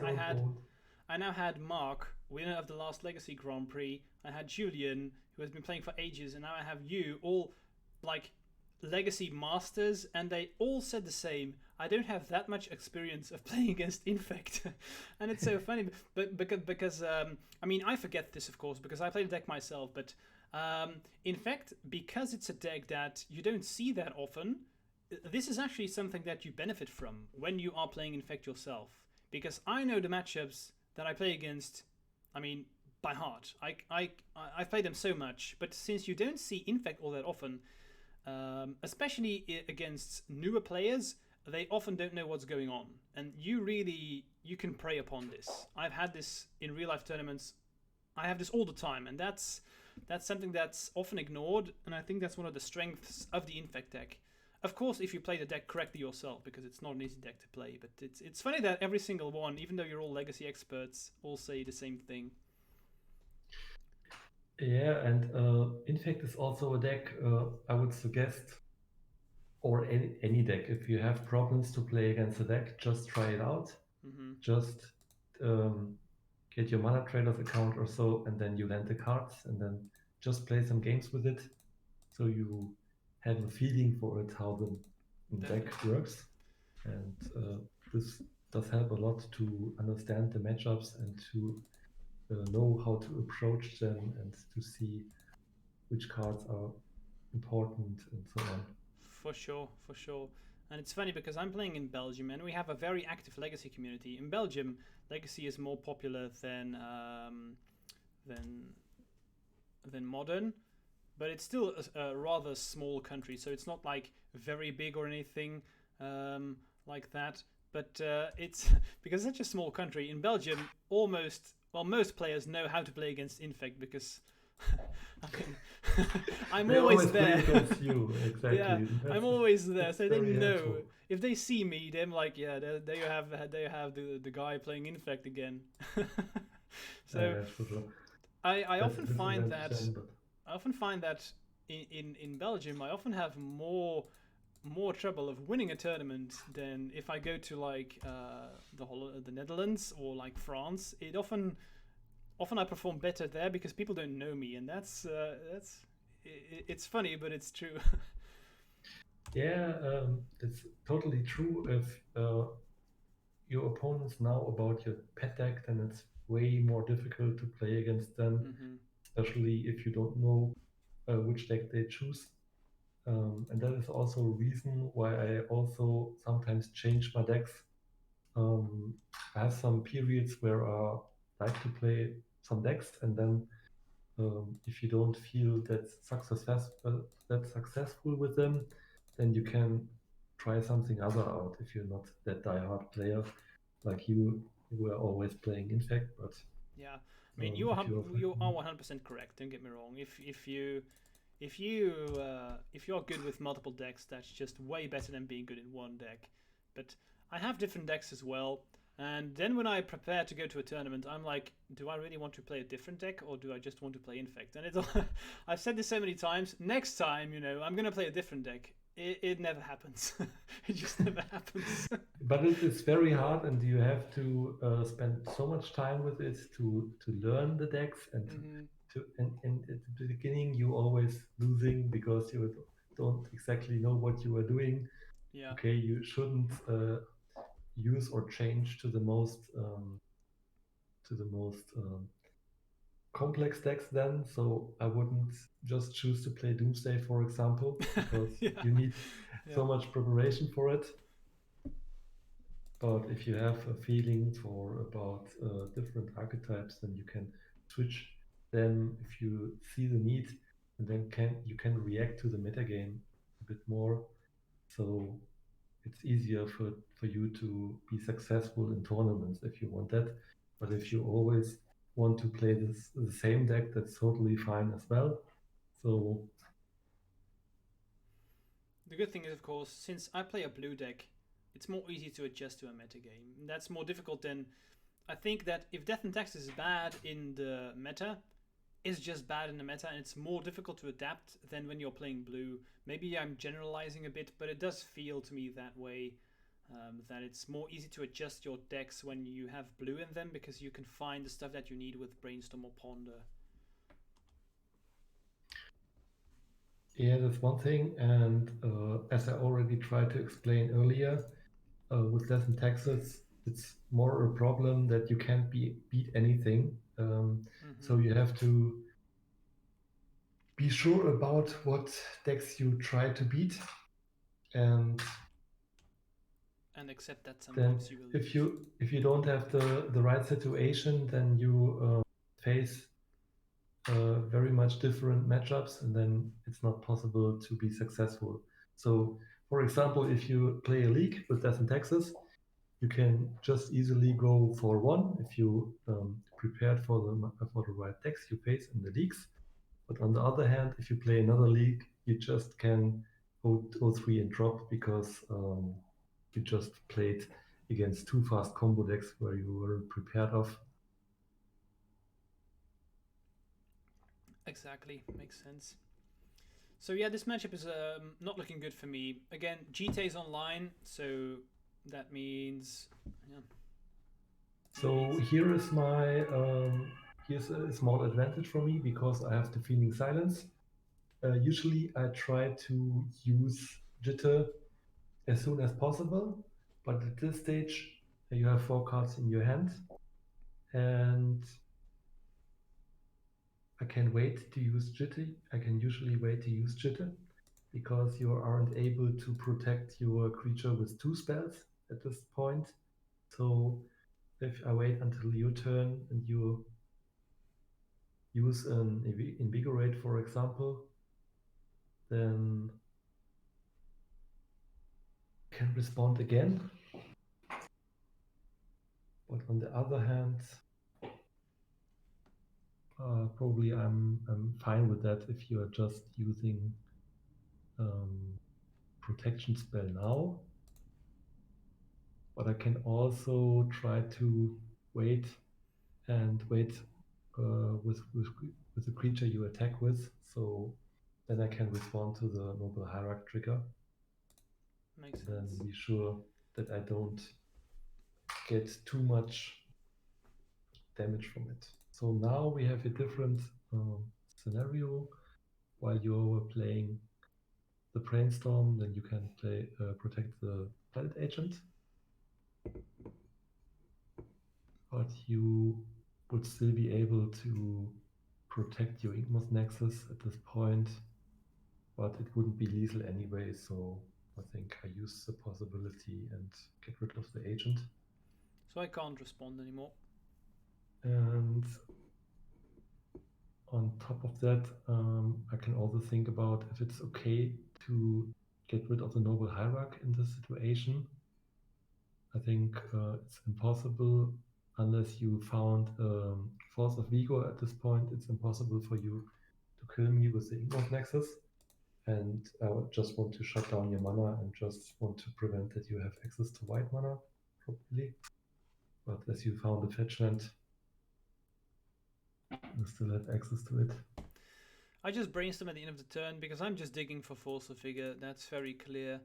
And I want to use my cantrips right now because if I find Force of Vigor, I have to do it in your turn, which means I can't in your turn Brainstorm and Force of Vigor, so I have to use Brainstorm aggressively right now. Fortunately, didn't find it. So this is a good example of the strength of the Feeling Silence in the matchup, because you can chain cantrips into each other. And in the meanwhile, I look at your graveyard and you already used so much Brainstorms. So the last Brainstorm, as you explained in the last turn, it's a good example because it weakens the strength of Brainstorm immensely. And as you explained, you couldn't use it in the optimal way anyway, so I think the Feeling Silence is very strong. Yeah, definitely shining here. At this board stage as well. So you just give me, I just gave you a second target for your Force of Vigor if you found that. But it has done its work already, I would say. That's definitely true. I still need to have Force of Vigor, of course. Make him have it is always a good approach. So I'm in trouble because, well, and Jörg knows this as well, of course. I mean, Brainstorm followed up with nothing usually signals that your Brainstorm locked. Do I want to try anything here? Mother of Runes also nullifies me being able to target stone. Well, I can target it, but it's not going to work. So I think I'm just going to pass.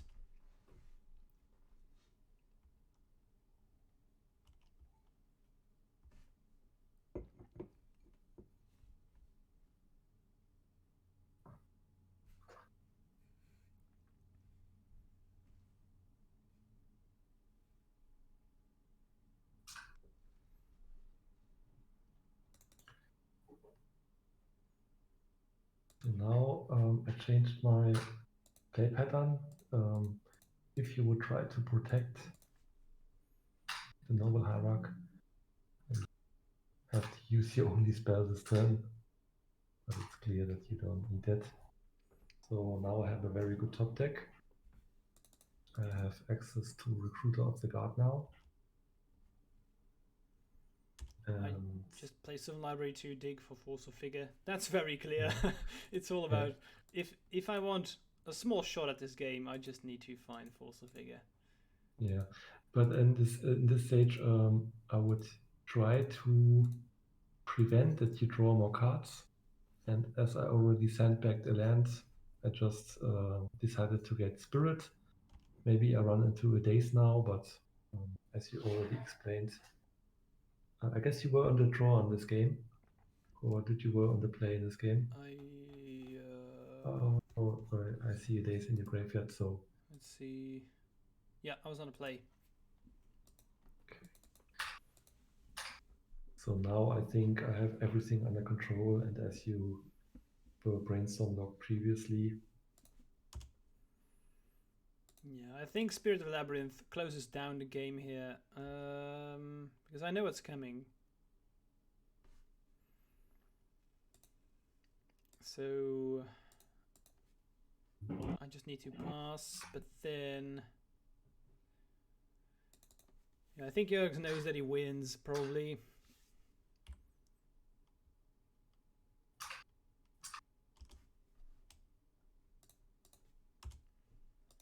Now at this point I can use... Oh, sorry. That was just a misclick. I just wanted to use the palm the that's why I said that you knew that you were going to win, because I actually thought I were just going to attack with everything and slam So I don't use all the counters, but I attack for 7 now, so this is still a 2-turn clock, and I can use more counters with JIT. And on top of that, I also have a Path to Exile in my hand. So I think the chances are in pro-mill. I am very dead. Very dead. Yeah, I saw too many Deafening Silences, that's for sure. Very good in the matchup here. I'm going to show you my hand. Because that really stopped me from also finding answers. And it's really clear that sideboard cards are important in this matchup. The games where I found my sideboard cards against Deafening Silence and Jeet ended up going my way. And if you had Deafening Silence and I had no answer, ended up going your way. I think that's almost what happened every single time. So we see that they are really, really important, the sideboard cards. Yeah, I think I would also highlight the working together of the elements we saw in the game. So in this game we didn't see Talia, but these hate bears and these hate cards does it very difficult for the opponent to do their normal play, I would say. So defeating silence, I think it's not that common that you chain too much spells in one turn, but I would say it's a common play pattern to play, for example, like Brainstorm and then Ponder to shuffle, and defeating silence prevents that for just 1 mana for the whole game, and it's very difficult to handle. Spirit of the Labyrinth, of course, is also very good against these cantrips and did shut down the Sylvan Library. So it's weak because it's just a 3/1, but I also like from this card that it has 3 power and it's a very good aggressive attacker, especially with Mother of Runes. So attacking for 3 each turn is a fast clock, and that is what you need. And there were times they were playing like Sarah Avenger in the slot. But it isn't disruptive at all. It's just a beta, and you can just play it turn 2. So I think Spirit of the Labyrinth at the moment is the best additional 2-drop we have in the deck. Yeah, definitely. With everyone playing blue, it's definitely going to be a good one. That's for sure. That's 100% correct. Let's see. I don't think we have time to play another one because it's over 10 p.m. where we live in Europe, and I think, well, at least I know for sure that I have to work tomorrow, and probably you as well, Jörg. So maybe playing another one is a bit too late.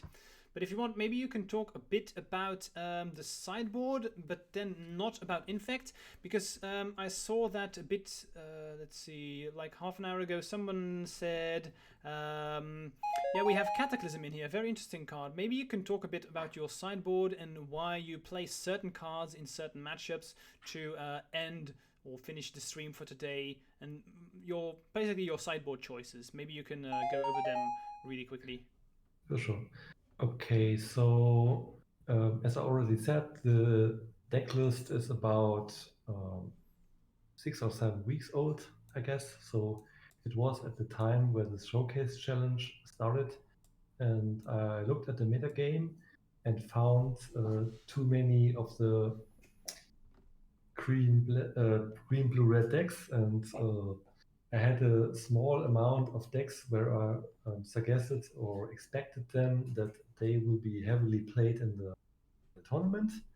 So these decks were obviously Ragdelver and Snowco Control. On top of that, 12 Post and Elves and Doomsday. So I just wanted to use my sideboard slots to attack those matchup the most. And the Mind Prick Trap was a bit like a emergency button, I would say, because you can. Oops on Spells was very popular at this time as well. Yeah, for sure. I didn't thought that the deck would be heavily played, but I expected to probably face one of them.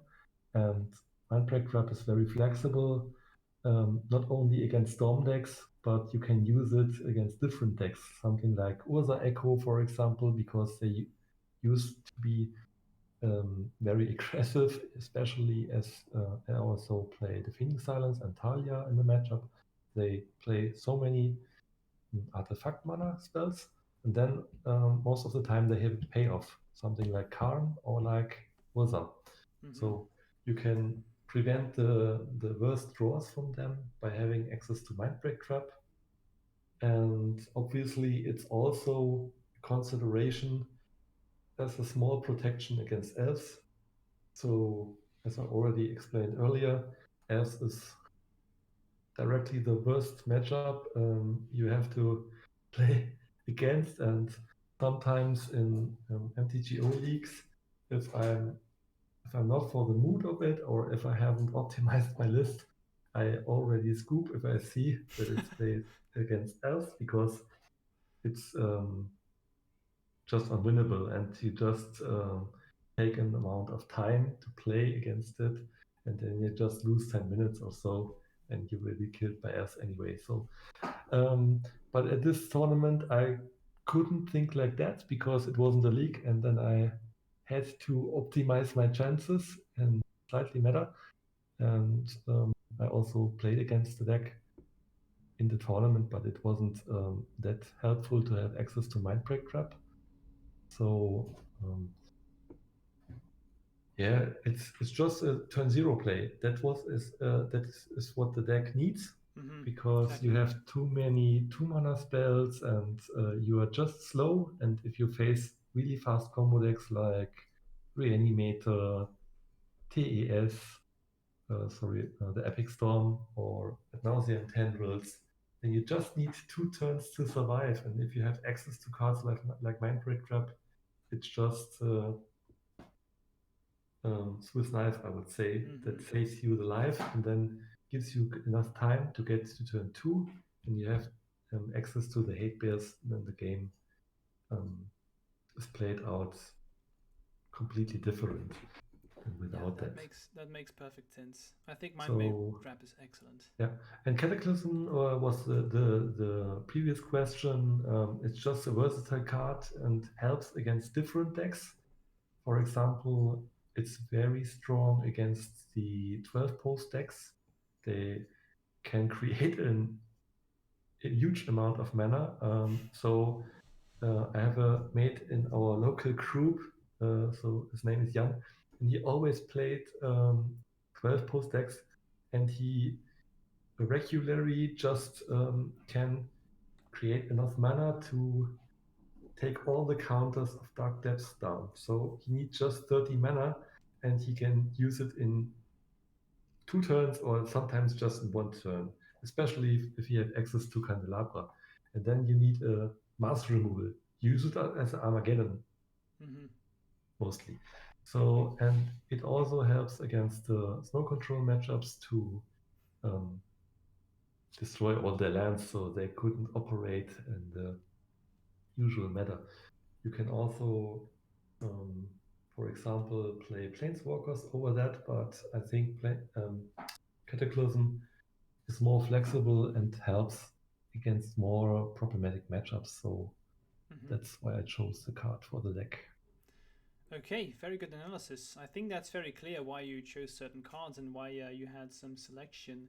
Let's see if I have some finishing questions. I think you already addressed this, Jörg, but Johan asks why you chose Deafening Silence over Canonists. Maybe you can explain it shortly again. I also tried, but I can repeat it, of course. So the difference between Deafening Silence and Aether Canonist is just mana efficiency. So Aether Canonist is mostly used also against combo decks, but we have or we had enough 2-mana creatures to disrupt the combo decks anyway, and sometimes just turn 2 is too slow. So and if you have access to a card which is 1 mana cheaper, then you can operate more mana efficiency, more mana efficient. So in this game with a Sam, I had Deafening Silence in my starting hands a couple times, but I didn't decide to play it out too early. So, and it's very good to have access to play it out and, for example, port him or just leave mana open for the removal, especially in the Infect matchup. But the mana efficiency is the core difference, and at the moment, I don't see that much combo decks where you prefer to have access to the SS1 Canonist. Sure, you can recruiter for it, but it's very unlikely to think that you have the time to recruiter of the guard for it SS1 Canonist. So this is maximally possible in turn 3. If you have Etterwile in turn 1, then you can recruiter for the Canonist and have the Etterwile on 2. But it's very unlikely that you survive so long against the combo deck. Definitely, yeah. So you just need a 1-mana card. That makes perfect sense. Yeah, I think that Deafening Silence is better for sure. Okay, let's see. I think we don't have any questions left. So I think we are, we are over 2 hours. So that's usually how long I try to make these streams. So if there are no more questions for the chat, then I think we can slowly shut down the stream. Before we do, Jörg, I would like to really thank you for being here. Your knowledge was very, very much appreciated, and I thought we had a very interesting games for sure. It shows that Death and Taxes vs. Infect, it does require a lot of thinking, and it's very, very skill intensive, and the games, they can really go either way. It's not like it's one clear winner or one clear loser. The games are always tight. And if you want, I don't know, Jörg, if you have some information you'd like where you want people to find you, if you are interested in streaming, or if we want to make some, want to post something about your Twitter, or if you have anything like that, or... Yeah, of course. So generally, I prefer to be in contact with other Magic players via Twitter and via Discord. So my Twitter account is EronRelentless, and my Discord account is just EronRelentless as my MTGO username. So if you have any questions about Death and Taxes or Elves or other legacy decks, feel free to ask me. Sometimes it could last a bit until I give you an answer, but I generally try to answer every question. Yeah, and you're always pleased to like my tweets or my information I post about Legacy. And I would be pleased if you give me a like. Awesome. thank you everyone for being here, for being in chat, asking so many questions, for supporting us. I hope you have enjoyed this content. If you have and you haven't done so, smash that follow button. You'll get notified whenever I go online. And if you want to help me out even more, you can consider subscribing, because it really does help me out. Next Wednesday is my next stream, and I will not have a guest. I have every 2 weeks I have 3 guests, and then I have 1 stream where I do not have a guest. So on Wednesday I will just play some games, and next week I will have 2 new guests. And let me see, can I spoil them already? I'm gonna spoil them Wednesday. let's keep it a bit of a secret. I'll tell you more about that. I already know. Yeah, you already know, but no spoilers. No spoilers. So right. Yeah, thanks for having me, Sam. It was a great experience, and I wish you the best of luck for your next sessions. And yeah, always good to see and always good to play against you. I hope we see some time in real life. Probably when Magic tournaments will already fire again. I'm so much looking forward to playing Paper Magic again. And then 2022, genau. Probably we have Card Market Series tournaments again. For sure. And then we will meet in real life. That would be awesome. Yeah. Okay, I'll reach you and then we drink a beer together. Okay, so, everyone, right. I have witnesses, so Jörg buys me a beer. That's sure. Nice to finish the stream with. That's lovely. All right, that was it for today, guys. Good evening, everyone, and I hope to see you on Wednesday. Cheers, and again, thank you, Jörg, and bye-bye, I'm out. Cheers.